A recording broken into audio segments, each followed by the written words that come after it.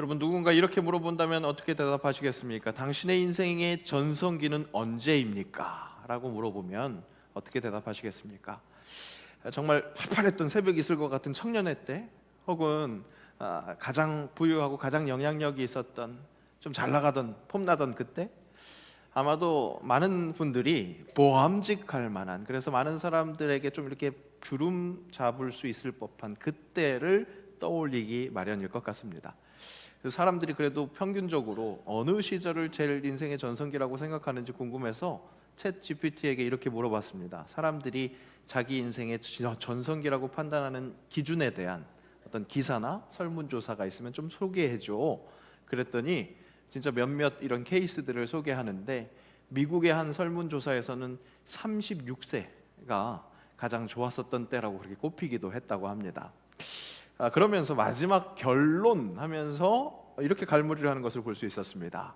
결론적으로 인생의 전성기는 하나의 시점으로 고정된 개념이 아닙니다. 사람들은 신체적 활력이 넘쳤던 젊은 시절, 경력과 가정에서 안정을 이룬 중년 시절, 그리고 삶의 지혜와 평온을 얻은 노년 시절 모두를 각기 다른 의미의 전성기로 받아들일 수 있습니다. 어떤 가치, 건강, 성공, 행복, 지혜에 중점을 두느냐에 따라 개인이 생각하는 전성기는 달라질 수 있습니다.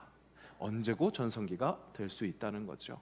굉장히 지혜로운 현자 같은 그런 것, 로봇, AI도 그런 지혜를 우리에게 허락합니다. 그런데 AI만 그런 지혜를 허락하는 게 아니라 만화에서도 그런 지혜를 발견할 수 있었습니다. 슬램덩크, 저하고 비슷한 시대를 사셨던 분들은 잘 아는 만화, 굉장히 유행했던 만화였습니다. 이 만화, 농구의 농자도 모르던 주인공 천방지축, 이 강백호라는 인물이 천부적인 운동신경을 발휘해서 농구 실력이 급상승합니다. 그래서 농구부에서 활약을 하는데, 농구 경기 중에 이제 자기가 이렇게 열정이 넘치니까 허슬 플레이, 몸을 아끼지 않는 그 플레이를 하다가 치명적인 부상을 입게 됩니다. 그러니까 이렇게 할아버지, 인자한 할아버지 같은 이 감독이 이 선수를 교체하려고 할 때 그 순간 이 명대사를 날리는 겁니다. 감독님에게 불손하게 영감님이라고 그래요. 영감님의 전성시대는 언제였습니까? 전성기는 언제였습니까? 국가대표 때, 그때 잘 나갈 때 그때였습니까? 나의 전성기는 바로 지금입니다. 그러니까 나 빼지 말고 나 열심히 지금 하겠다고 그렇게 들이미는 거죠. 연륜이 있으신 감독님이 보시기에는 미래 발전 가능성이 풍부한 그 제자가 지금 막 흥분해 갖고 객기를 부리는 것 같은 그런 모습으로 보였을 겁니다. 맞습니다. 확실히 젊은이에게 때로 연륜이 있는 그런 지도, 그것이 필요할 수 있습니다. 하지만 그와 동시에 이 젊은이가 바로 지금을 대하는 태도, 이것은 우리 모두에게 인생 어떤 순간에든 함께 해야 할, 놓치지 말아야 할 자세라고 할 수 있겠습니다. 지금 소중합니다. 저도 확실히 지금이 전성기인 것 같습니다. 지금이 뭐 보기에도 좋고 사람들에게 나타낼 것도 많이 있으니까 그래서 전성기라는 뜻이 아닙니다. 지금이 정말 소중하다는 것, 그것을 깨닫고 그 행복한 시간을 누리고 있기 때문에 그렇습니다. 예전 미국에 방문 비자가 필요했을 때, 그때 그 비자를 받기 위해서 증명해야 할 것이 무엇이 있었는지 아십니까? 재정 보증이 했어야 했습니다. 그러니까 미국을 가고 체류하는 기간 동안 돈이 충분히 있기 때문에 그곳에 가서 돈 벌 일을 하지 않는다라는 것을 증명하기 위해서 재정 보증이 필요했습니다. 미국 입장에서는 그렇지 않으면 이방인들이 자국민의 일자리를 빼앗을 수 있기 때문에 그것을 방지하기 위해서 이 이방인들이 이렇게 방문할 때 그런 것을 확인하는 거죠. 그런데 그 재정 보증의 또 다른 귀한 목적이 뭐냐면, 중요한 목적이 뭐냐면, 이 사람이 미국에 그렇게 방문으로 와서 눌러 앉지 않을 만한, 꼭 한국으로 돌아갈 만한 그런 이유를 찾는 겁니다. 그러니까 비자를 받기 위해선 내가 한국에 꼭 돌아와야 합니다 라는 그것을 피력해야 한다고, 그 비자를 받는데 도움을 주는 여행사가 그런 팁을 줬었던 것이 기억이 납니다. 돌아오는 것, 내 삶의 일상으로 돌아오는 것이 소중하다는 것, 그것을 품는 것, 우리 행복한 지금을 살아가는데 꼭 필요하다는 거죠. 열흘의 성지순례 기간 동안 일상과 완전히 다른 패턴의 삶을 살았습니다. 먼 곳에서 때로는 처음 보는 것들도 있었고요. 먹는 것도 재미있기도 하더라고요. 맛있기도 하고요. 그러니까 그 날들이 계속해서 이어지고 돌아올 날이 되었을 때 나 돌아가고 싶지 않다. 여기서 더 살고 싶다. 그런 생각이 들 수도 있을 법했습니다. 그런데 이제 돌아올 날이 거의 가까이 왔을 때 한 날 아침에 우리 장로님하고 같이 식사를 하는데 제가 이렇게 고백을 했어요. 지금도 너무 좋은데 돌아갈 이유가 너무 많아서, 가서 해야 할 일들이 참 많아서 얼마나 행복한지 모릅니다. 그런 이야기를 할 수밖에 없었습니다. 사랑하는 가족들이 눈에서 아른아른거리더라고요. 또 우리 새영광 식구들, 사랑스런 우리 새영광 식구들이 정말로 아른아른거리더라는 겁니다. CBS 만나는 교회 그 첫 방영하는 날이 저희 출발하는 날이었거든요. 그런데 그 본방사수 좀 하고 싶어서 마지막까지 그렇게 보고 급하게 이제 공항에 갔더니 이제 공항 집합하는 시간에 딱 맞춰서 갈 수 있었습니다. 이후로도 유튜브 업로드 됐길래 이제 다운 받아서 이동하는 시간들이 많았기 때문에 수시로 그것을 계속해서 다시 보고 그런 시간을 가졌습니다. 뭐가 그렇게 재밌었냐면 간증하시는 분들의 간증도 참 귀하고 좋았는데 찬양할 때 성도들의 얼굴이 지나가잖아요. 그죠? 지나가는 그 얼굴들을 보면서 어이구, 저 권사님은 되게 자주 나왔네.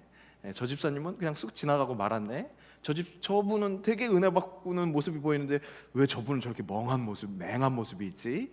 그런 하나하나씩을 발견하면서 재미가 있더라고요.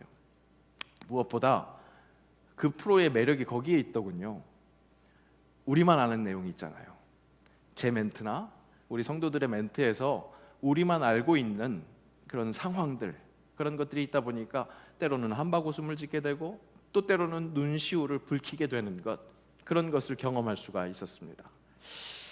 이렇게 사랑할 수 있는 교회가 있다는 것, 그리고 일상에 그냥 반복되는 것 중에는 설교에 치여 사는 것 같은 그런 생각이 들었는데 다시 그렇게 일상과 다른 삶을 살다가 돌아올 것을 생각하니까 이 설교의 자리도 나 다시 돌아갈래 하고 싶을 정도로 은혜를 많이 그렇게 더 나누고 싶은 그런 자리가 된다는 것. 난 정말 행복하게 살고 있구나, 그런 생각을 하게 됐습니다. 여러분, 사랑합니다. 진심으로 사랑합니다. 주님께서 허락하신 이 주님의 몸된 교회가 있다는 것 얼마나 감사한지 모릅니다. 주님을 더욱더 사랑할 수밖에 없는 지금이라는 것을 고백합니다. 자, 이렇게 어느 곳에 있든지 지금을 귀하게 여기고 즐길 수 있다면 여러분, 지금이 바로 우리 인생의 전성기라고 할 수 있습니다. 그런데 그렇게 인생을 즐길 수 있는, 지금을 제대로 즐길 수 있는 그 지혜뿐만 아니라 인생의 전성기를 제대로 누릴 수 있게 하는 기준이 있다는 것, 오늘 말씀에서 확인할 수 있습니다. 이제 순례 기간 동안 중요한 포인트에 가면 단체 사진을 찍자고 이렇게 모이자고 하거든요. 그런데 다들 벌써 이렇게 신비한 게 있으니까 개인 사진 찍느라고 잘 안 모여져요. 그러면 그때마다 우리 최문수 장로님이 기준 하니까 모든 사람들이 모여서 그렇게 사진을 찍을 수 있었습니다. 장로님께서 우리 새영광 교회를 빛내셨습니다. 그렇게 오늘 말씀은 내 인생 전성기가 바로 오늘이 될 수 있게 하는 그 기준을 말씀해 주신다는 것, 그것을 잘 머리에 두고 말씀을 함께 들으셨으면 좋겠습니다. 오늘 말씀에 등장하는 모세는 자기 인생의 전성기를 언제라고 생각했을까요? 아마도 옛날이요 하고 있지 않았을까 생각이 듭니다. 모세 120년의 인생이었습니다. 그런데 그 120년의 인생이 정확하게 3등분 됩니다. 40세 때 이집트 사람을 죽이고 미디안으로 도망가기 전까지 이집트 왕자로 살았습니다. 그리고 40세 도망자가 되어서 80세까지 미디안 광야에서 양치기로 살아가던 시절, 어떻게 보면 한없는 절망, 한숨 쉬고 살았을 만한 그런 시절이었습니다. 그리고 마지막 80부터 시작한 말년이라고 할 수 있겠죠. 바로 그 시절에 이스라엘 민족의 지도자로 출애굽의 선봉에 서는 그런 삶을 살았습니다. 중간 40년 추락이잖아요. 왕자였다가 한낱 그냥 양치기로 살았으니까 추락이라고 읽을 수 있고, 마지막 40년은 고됐잖아요. 고생이라고도 읽을 수 있겠습니다. 그렇다면 그런 험난함이 하나도 없었던 가장 초반 40년, 왕자였으니까 그때가 인생의 전성기였다, 그렇게 생각할 수도 있을 것 같습니다. 하지만 출애굽기에 나타난 모세의 그 초반 40년과 중반 40년은 출애굽기 단 1장, 2장, 2장에서 언급하고 싹 정리됩니다. 그리고 3장부터 마지막 장 40장까지 말년이라고 할 수 있는 그때를 조명합니다. 성경이 인정하는 모세의 인생의 전성기는 어디까지나 말년, 인생 80부터라는 말이 딱 떠오를 만한 그런 설정입니다. 아이러니한 것은 시편 90편이 모세의 기도인데 이런 내용이 있습니다. 함께 읽겠습니다. 우리의 연수가 70이요 강건하면 80이라도 그 연수의 자랑은 수고와 슬픔뿐이요 신속히 가니 우리가 날아가나이다. 70, 80 되면은 이제 말년이라고 소망이 없다고 그렇게 얘기하는 것 같습니다. 아마 모세도 자기 자신이 120까지 그렇게 강건하게 살 것을 잘 알지 못했나 봅니다. 모세는 자기 인생을 통해서 인생 말년이 결코 힘없는 말년만으로 끝날 것이 아니라 오히려 힘찬 그 어느 때보다도 전성기가 될 수 있다는 것을 우리에게 알려주고 있습니다. 여러분, 그에 비하면 우리는 아직 시작도 하지 않았죠, 그죠? 80 되지 않으신 분들은 아직 시작도 안 된 거예요. 80 이상이신 분들은 이제 막 시작한 거예요, 그죠? 어떠세요? 우리 인생에 더욱더 소망이 보이지 않습니까? 우리 전성기가 이제 막 시작되고 있다는 것 느껴지십니까? 얼굴로 여러분 표현하셔야죠. 우리 이제 진짜 전성기가 시작된다고요. 소망이 있다고요. 근데 진짜 소망이 있는 이유는요, 그렇게 우리에게 시간이 많이 남아있기 때문도 아니라 또 앞에서 제가 언급해 드린 것처럼 지금의 소중함을 알 수 있는 그 지혜가 있기 때문에 우리에게 소망이 있는 것이 아니라 진짜 바로 지금이 내 인생의 전성기를 만들 수 있는 기준이 되시는 하나님이 계시기에 우리에게 소망이 있다는 사실입니다. 그분이 함께 하심에 우리의 소망이 있다는 겁니다. 모세 인생의 하이라이트, 전성기를 알리는 하나님, 오늘 지금 80에 모세를 부르실 때 이제 하이라이트 전성기가 시작되는 거잖아요. 그때 하나님은 그 기준을 확실하게 말씀하십니다. 바로 함께 하시는 하나님이었다는 것. 애굽의 종살이 이스라엘에게 있어서는 전성기가 아니라 정말 가장 컴컴한 어두운 절망의 시간이었을 수 있습니다. 하지만 그때도 우리 하나님은 분명히 보고 들어서 알고 함께 하시는, 내려오시는 하나님이라는 것, 오늘 말씀을 통해서 그것을 확증하고 계시는 겁니다. 오늘 말씀 다시 한번 읽어보겠습니다.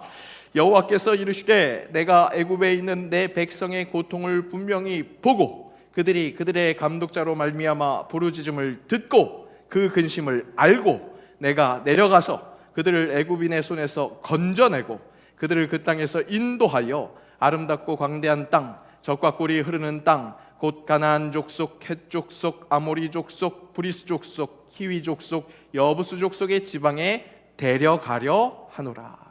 이스라엘 백성들의 고통을 분명히 보고 계셨던 주님입니다. 부르짖음도 듣고 무엇을 근심하고 있는지 알고 계셨던 하나님이 급기야 직접 내려가셔서 사랑하는 백성을 건져내시고 그 땅에서 인도하여서 결국 얻게 되는 그 약속의 땅으로 데려가려 하신다는 것, 오늘 말씀은 그것을 각인시켜 주시고 계시는 겁니다. 그런 하나님이라고, 하나님의 사랑은 그런 것이라고 우리에게 더 정확하게 알려주시기 위해서 성자 예수 그리스도가 이 땅에 오셨습니다. 우리를 죄에서 건져내시기 위해서 우리를 그렇게 대신해서 죽으셨습니다.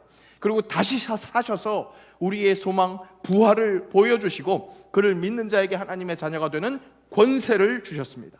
지금도 주의 영이 우리와 함께 하셔서 그와 같이 우리를 버려두지 않으시고 진리의 영이 우리를 자유케 한다는 것, 내가 너희와 영원히 함께하리라는 약속을 계속해서 이어가고 계시는 분이 우리 하나님이시라는 사실입니다. 그 예수님을 따르는 우리는 그런 예수님을 닮아가야 하겠습니다. 나의 아픔과 고통에서 매몰되어 있을 것이 아니라 지금도 고통과 신음 속에서 아파하고 있는 이 땅을 바라보며 함께 눈물 흘리고 울고 계시고 또 때로는 웃으시는 하나님의 마음에 동감하면서 이 땅의 아픈 곳을 함께 보고 신음소리를 들으며 함께 울고 함께 웃는 우리의 정체성은 바로 그런 정체성이라는 사실입니다. 분명히 아직도 죄인이지만 우리를 의인으로 칭해 주시고 하나님의 사람으로 그렇게 은혜에 감격해서 함께 울고 함께 웃을 수 있는 그런 천국을 누리며 사는 사람, 모세처럼 그렇게 하나님의 구원 역사에 돕는 배필로 사용되는 사람, 우리의 정체성은 바로 그것이라고요. 여러분, 지난주 설교 말씀 기억하십니까? 분명히 죄인이지만 의인의 정체성으로 7전8기 할 수 있게 하시는 하나님의 말씀 무엇입니까? 우리와 함께 하시는 하나님이라는 것, 그 약속의 말씀을 허락하신다는 겁니다. 열흘간의 성지순례를 통해서 사도 바울의 전도 여행을 쫓아다녔습니다. 바울이 예수님 참 많이 닮았구나. 그러니까 그 곳곳마다 내려가서 보고 듣고 알고 함께 울고 함께 웃는 그런 여정을 걸었구나. 우리도 그 길을 따라가다 보니까 보고 듣고 알다 보니까 그것을 더욱더 뼈저리게 피부로 와닿게 느낄 수 있었습니다. 맞습니다, 여러분. 우리가 깨닫고 누려야 할 은혜는 지금도 우리와 함께 하시는 하나님, 그 마음과 동감해서 그 마음과 함께 보고 함께 듣고 알아서 내려가서 함께 울고 함께 웃는 그런 삶을 살아가야 한다는 것, 그 속에서 누릴 수 있는 은혜가 우리에게 진정 필요한 은혜라는 것, 여러분, 그것을 깨달을 수 있습니다. 오늘 말씀은 하나님이 그렇게 함께 하시는 하나님이라는 것을 일깨우면서 모세의 인생의 전성기를 시작하시는 것을 볼 수 있습니다. 하나님께서 이스라엘 민족과 이때까지 분명히 함께 하셨다는 것, 또 앞으로 이어질 그 출애굽 과정 속에서도 함께 하시는 분이시기에 지도자인 모세부터 너의 정체성이 내가 함께하는 사람이야, 그것을 가르쳐 주시면서 시작한다는 것이죠. 오늘 말씀 12절 말씀을 함께 읽겠습니다. 함께 읽습니다. 하나님이 이르시되 내가 반드시 너와 함께 있으리라. 내가 그 백성을 애굽에서 인도하여 낸 후에 너희가 이 산에서 하나님을 섬기리니 이것이 내가 너를 보낸 증거니라. 이것이 모세의 정체성이었습니다. 아직 죄인이었지만 의인이 될 수 있었던 하나님의 약속, 내가 반드시 너와 함께 있으리라. 이는 새삼스러운 약속이 아니었습니다. 하나님은 이미 그렇게 함께하고 계셨습니다. 이스라엘 백성들과 함께하고 계셨습니다. 우리의 고통을 보시고 우리의 부르짖음을 듣고 내 근심을 알고 계십니다. 이제 우리에게 내려오셔서 건져내고 인도하여서 그 땅으로 갈 수 있도록 함께 울고 함께 웃으시는 분이라는 것을 확실히 일깨우고 계십니다. 믿으시기를 축복합니다. 바로 지금도 함께 하시기에 우리의 인생의 전성기를 지금 누릴 수 있도록 함께 하시는 우리 하나님, 바로 그런 믿음을 갖고 있을 때 지금 나를 둘러싸고 있는 모든 상황에서 해방됩니다. 자유할 수 있습니다. 이스라엘의 애굽에서의 삶 확실히 격했습니다. 하나님에 대한 의심이 들만했습니다. 하지만 성경의 기록에 보면 출애굽하기 전 이스라엘 백성들의 모습은 하나님을 기억하고 있었습니다. 분명히 하나님을 붙들고 있었습니다. 여호와 하나님을 두려워했다라는 기록을 곳곳에서 찾아볼 수 있습니다. 1장 15절에서 17절 말씀 함께 읽습니다.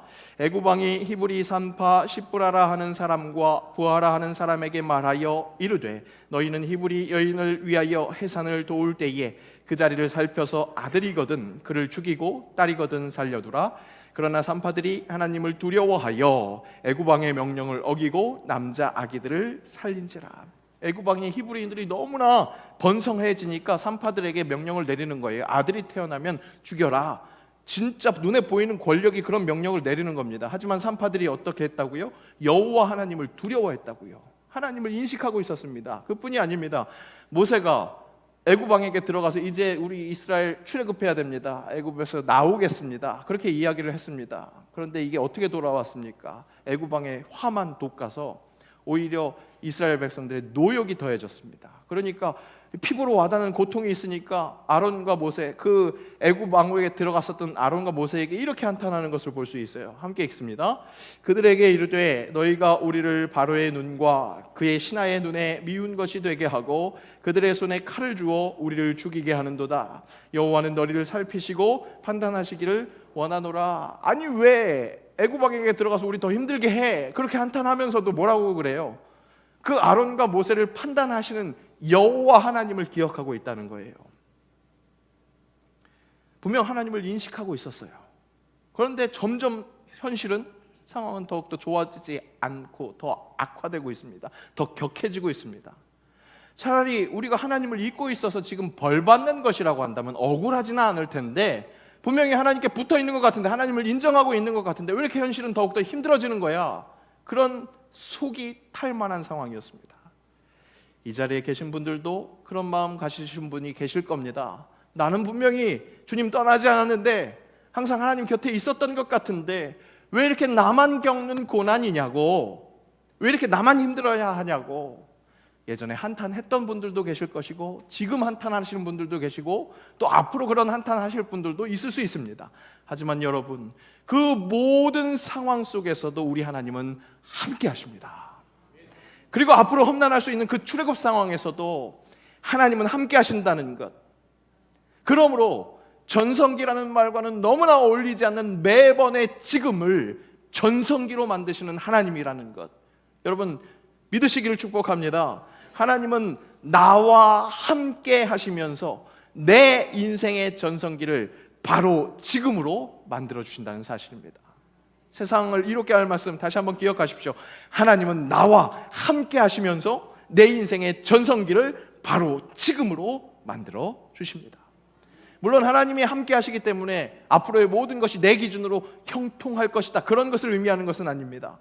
하나님께로 약속의 땅으로 가는 그 과정 속에서 분명 더 격한 상황이 또 우리에게 다가올 수 있습니다. 하지만 그 어떤 상황 속에서도 보고 듣고 알고 계셔서 이제 내려오셔서 우리를 건져서 인도하시는 하나님이 계시기다는 것, 그것이, 그 믿음이 나로 요동치 않게 할 수 있게 한다는 것, 여러분 그것을 기억하시기 바랍니다.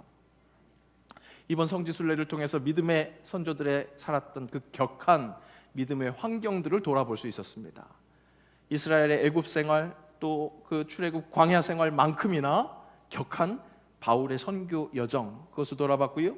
또 그 바울이 전해준 복음 덕분에 그 복음으로 허락된 믿음을 지키기 위해서 처절히 살았었던 그 믿음의 선배들의 격한 그 믿음의 현장을 목격했습니다. 신앙 때문에, 핍박받기 때문에 그 핍박에서 숨어 살아야 했던 믿음의 선배들이 산속 동굴에서도 살았고요, 지하 도시에서도 살았던 현장을 방문했습니다. 그 중에 하나 데린쿠유라고 해서 깊은 우물이라는 뜻의 그곳을 방문했습니다. 정말 인상 깊었습니다. 이곳은 유네스코 지정 세계문화유산이기도 했습니다. 규모가 일단 엄청납니다. 여러분 저기가 굴에 이렇게 조금씩 이렇게 공간들이 있잖아요. 여러 공간들이 있는 거예요. 최대 2만 명이 살 수 있는 규모고요. 총 11개 층이 있고 85m까지 들어가 있는 그런 환경입니다. 땅과 가장 가까운 지하 1층, 2층은 가축들이 키워졌던 것으로 보입니다. 또 곳곳의 공간들은 곡물창고, 포도주와 기름 착유기, 식당, 신학교, 예배당, 감옥도 있고요, 장례를 치르는 곳으로 보였던 것도 있습니다. 일단 지하니까 어둡습니다. 도대체 숨 막혀서 여기서 어떻게 살았을까 싶습니다. 물론 곳곳에 우물처럼 생긴 공간이 있어서 그것이 환풍시설 역할을 했다고 합니다. 이 공간이 발견된 것도 농장 주인이 어느 날부터 닭들이 어디로 없어져서 어디 가나 했더니 닭들이 그 우물 같은 곳으로 뛰어드는 것을 보고 이런 공간이 있다는 것을 발견할 수 있게 됐다는 거죠. 정말 놀라운 것은 이 굴에서 살아낸 사람들이 다 몇 년간 버틴 것이 아니었습니다. 무려 2000년 동안 수대를 걸치면서 그것을 살았다는 겁니다. 무엇을 위해서? 신앙을 지키기 위해서, 신앙을 지켜내기 위해서 저 지하 동굴 세계에서 산 겁니다. 우리가 들어가 본 곳은 맨 밑에까지로 치자면 반도 못 들어가 본 겁니다. 그런데 중간중간에 얼마나 험난한지, 제가 좀 등치가 있어서 그런지 완전히 오리걸음으로 걸어 들어가야 할 때가 있더라고요. 튀르키예가 요즘 이상 기온이라서 겨울에 우리 온도하고 비슷하다고 그래서 제가 뚱뚱한 오리털 파카까지 가져갔거든요. 이날 일정 중에 이 지하 동굴을 방문한다는 게 얘기를 들어서 춥겠거니 해서 파카를 입고 갔습니다. 몇 분 안 돼서 벗을 수밖에 없었어요. 홑 난방으로 그렇게 들어가는데 땀이 속옷까지 젖을 정도로 격한 그런 환경을 맛볼 수 있었습니다. 동행했던 한 자매는 깊어지면 깊어질수록 더욱더 좁아지니까 공포감이 들었는지 못 가겠다고 그런 이야기를 하는 것도 들을 수 있었습니다. 제가 10년 전쯤에 로마에 있는 카타콤, 거기도 방문을 해봤습니다. 카타콤 아시죠? 역시 거기도 신앙을 지키기 위해서 지하에서 생활했었던 그런 공간이었습니다. 근데 이번에 그렇게 오리걸음을 하면서 지나가다 보니까 야, 카타콤은 5성급 호텔이었네, 이런 이야기를 할 정도로 정말로 척박한 그런 환경을 목격할 수 있었던 겁니다.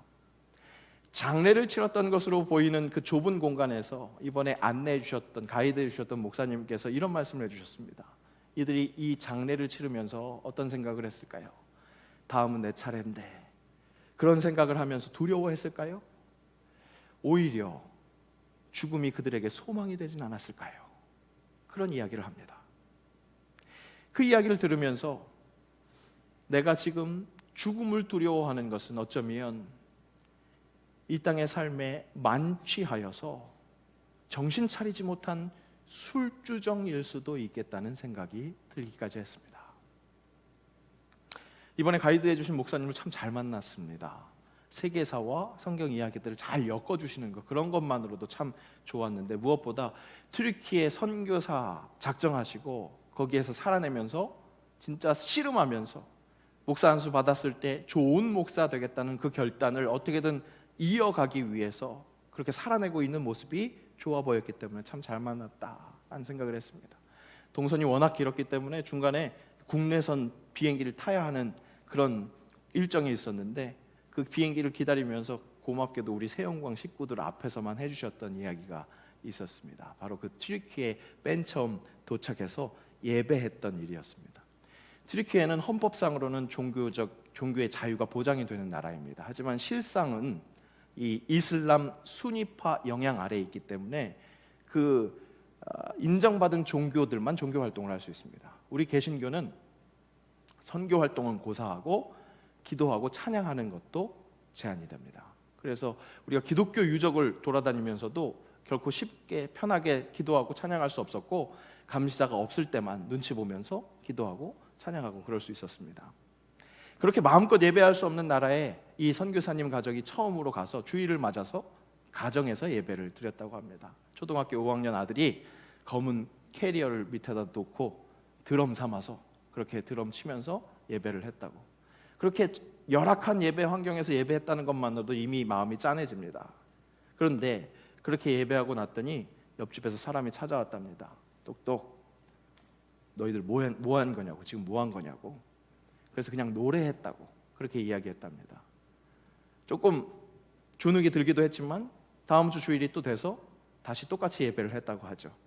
그랬더니 그 사람이 다시 찾아와서 자기 경찰 배지를 보여주면서 너희 이거 불법이라고, 계속 이렇게 하면 그에 따른 조치할 수밖에 없다고 그렇게 경고를 하더랍니다. 그 다음부터 찬양을 하는데, 찬양을 그냥 이렇게 뭐 책 읽듯이 읊조릴 수밖에 없더라는 거예요. 이 찬양을 하는데, 태산을 넘어 험곡에 가도 빛 가운데로 걸어가면 주께서 항상 지키시기로 한 약속한 말씀 변치 않네. 드럼은 고사하고 5학년짜리 아들이 그렇게 찬양 못하니까 울면서 찬양하더라는 거예요. 그런 아들의 모습을 보니까 아버지 목사가 울면서 설교할 수밖에 없더라, 그런 얘기를 하시더라는 겁니다. 여러분, 이런 환경에서 하나님 계실까 의심이 들지 않겠습니까? 애굽의 압제에 눌리다가 이제 광활한 땅, 아무것도 보이지 않는 그 광야로 나아가서 도대체 기약 없이 걸어가야 하는 그 과정 속에서, 절망적인 상황 속에서 신앙을 위해서 어두운 곳으로 기어들어갈 수밖에 없기에 빛도 없고 숨막히는 그곳에서 대가 수십 번 지나갈 동안 아무 일도 없는 것처럼, 아무런 변화가 없을 것처럼 그렇게 살아가는 그런 환경 속에서 당신을 사랑해서 어떻게든 예배하고 싶은데, 찬양하고 싶은데 찬양하지 못하는 그런 환경 속에서 하나님 믿어야 하나? 하나님 믿을 수 있는 것인가? 그런 의문 들지 않겠습니까? 하지만 여러분, 당신의 그 깊은 동굴 속에서도 하나님은 보고 듣고 알고 그 자리로 내려오셔서 함께 하시는 하나님, 지금도 울고 계시고 다시 웃게 하시는 그날을 우리에게 소망으로 허락하시는 하나님이신 줄로 믿습니다. 믿으시기를 축복합니다. 그렇게 처절했던 튀르키예 땅에서의 시작을 말씀하셨던 이 선교사님께서 그래도 그 땅에 소망이 있대요. 이분이 경상도 분인데 그래도 이 땅에 소망이 있습니다. 얘기하십니다. 왜 그러냐면 튀르키예가 지금 EU 가입을 하려고 노력하고 있대요. 왜냐하면 나라가 그렇게 되면 많은 유익을 얻으니까. EU에 가입하려면 종교의 자유가 제대로 보장돼야 되기 때문에 EU 가입되게 되면 그 땅은 복음의 노다지가 된다는 거예요. 그런 소망이 있으니까 이 땅에 소망이 있습니다 하는 거예요. 그때 말씀하시는데 정말 어린아이가 정말로 해맑은 그 기쁨처럼 그렇게 얘기하는 것을 볼 수 있었습니다. 지금 당장 쥐죽은 듯이 그렇게 예배하는 그 땅 속에서도 함께 하시면서 회복시키실 하나님을 기대하니까 그 소망이 있으니까 웃을 수 있더라는 겁니다.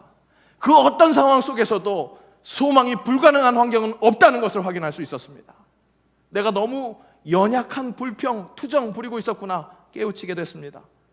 하나님은 지금도 보고 계시기에, 듣고 계시기에, 지금도 이 깊은 어둠 속에서 내려오셔서 함께 울고 계시고 웃을 소망을 주시기에 내 인생은 지금의 전성기, 그것을 선포할 수 있다는 겁니다. 사랑하는 여러분, 예수 잘 믿읍시다. 예수로 살아냅시다. 살 수 있습니다. 태산을 넘어 험곡에 가도 빛 가운데로 걸어가면 주께서 항상 함께 하시기에 참 자유가 있다는 것 선포할 수 있습니다. 오늘 찬양할 거예요. 여러분, 튀르키예 현장에서는 태산을 넘어 이렇게 힘차게 못 부르더라도 우리가 이 자리에서 그렇게 힘차게 불러야 되지 않겠습니까? 험곡에 가도 빛 가운데로 걸어가면 주께서 항상 지키시기에 약속한 말씀 변치 않네. 세계 곳곳에서 주님 예배하고 싶어도 예배하지 못하는 그 환경 속에서도 함께 울고 함께 웃으시는 하나님을 붙들고 예배하는 그들과 함께 우리가 손잡고 예배하며 우리를 다시 회복시키실 그 소망의 하나님을 붙들고 나아가는 삶, 우리에게 맡겨진 삶이라는 겁니다. 여러분의 정체성을 그렇게 의인의 정체성이라는 것을 잊지 마시기를 축복합니다. 함께 울고 함께 웃으시는 하나님과 동행하는 힘차게 살아가는 이 일주의 삶, 예배하는 삶 될 수 있을 줄로 믿습니다. 함께 기도합시다. 보고 듣고 알고 내려오셔서 우리를 건져내고 인도하실 그렇게 함께 울고 함께 웃어주시는 하나님 신뢰합니다. 할렐루야를 힘차게 불러 영원히 주를 찬양하며 살아내게 하옵소서. 예수님의 이름으로 기도합니다. 아멘.